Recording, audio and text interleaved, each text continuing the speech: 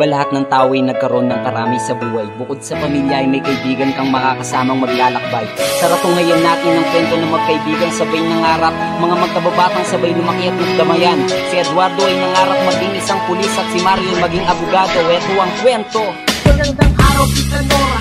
Nandiyan po ba si Mario? Pupunta kami sa parang lalaro na tumba preso. Nandito lang ako, Eduardo. Tara, laro na tayo. Tara sa dating tagpuan, baka dayain mo ko. Teka lang, pagod na ako. Magpahinga muna tayo. Doon tayo sa tabayan kung saan doon may puno. Sige, punta na tayo. At nang tayo'y magkwentuhan, ano bang pangarap mo ng ating mapag-usapan? Ito ang pangarap ko, maging pulis at arkitekto. Makatulong sa kapwa at magkaroon na ng proyekto. Ako naman ay abogado sa kailangan ng hustisya, pagtatanggol mga api at kapuspalad na pamilya. Okay yan pare ko, sabay nating naabuti na may dedikasyon at pangarap ay maakin. Eduardo, kaibigan, meron akong pagkatapat. Masakit man sa loob ko, bukas kami ay luluwas. At lumipas ang mga araw, sila'y naghiwalay. Kapwa nagkalayo at mga puso ay nalumbay. Tila wala na yatang paraan upang masilayan ng bawat isa. Kaya lagi lang balisa, nakakalungkot mag-isipin ang pangarap ay nasira. Ang pangarap na pulis ay nauwiling lang sa droga. Samantalang abogado ay siyang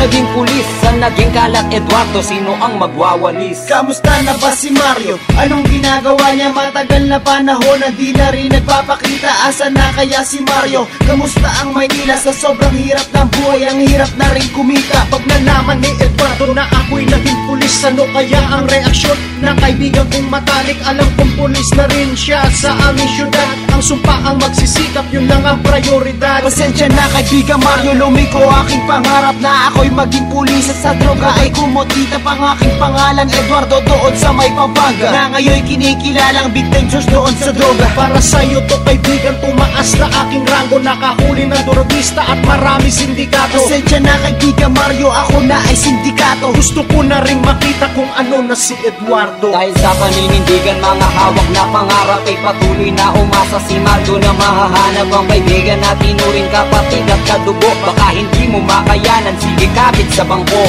Si Mario ay pinadala sa lugar kung saan siya lumaki, at ang misyon ay sukuin doon ang sindikatong lumalaki. Pagtapak ng mga paa sa lugar na matagal na di nakita, ay malaki ang ikinagulat sa mga kumalat na balita. Si Eduardo ay umaman, bakit mali ang paraan? Nagpaalipin na sa droga, tila naguguluhan.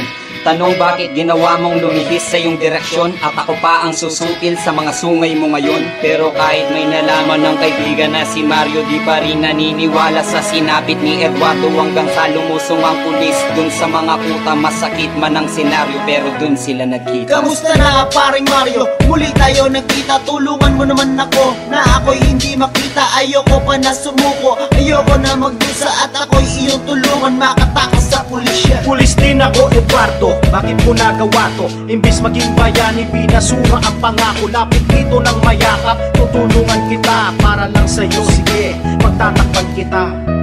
Oh Mario, maawa ka naman sa akin oh. Hindi ko naman nakalain na antong ako sa ganito. Bakit ako maawa sa'yo, Eduardo? Hindi awa kaibigan. Eh ano, tulungan mo na lang ako. Sabi mo pa sabi. Oh Eduardo, tutulungan kita. Pangarap mo maging pulis, di ba? Wala na yung pangarap ko. Hindi na ako magiging pulis. Kaya tulungan mo ako. Alam ko, Eduardo. Kaya umalis ka na, babarilin ka nila. Para sa'yo nakalimutan ko isa akong pulis. Takbo!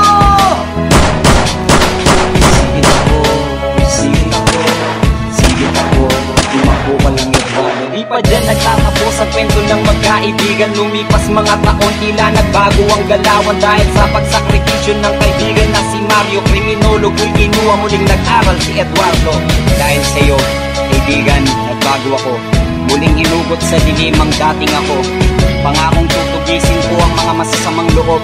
Ganap na akong pulis ngayon, sa iyo ko lang ipagkakaloob ang mga medalya at ranggo na aking nakamtan. Alam kong nakangiti ka dyan sa kalangitan.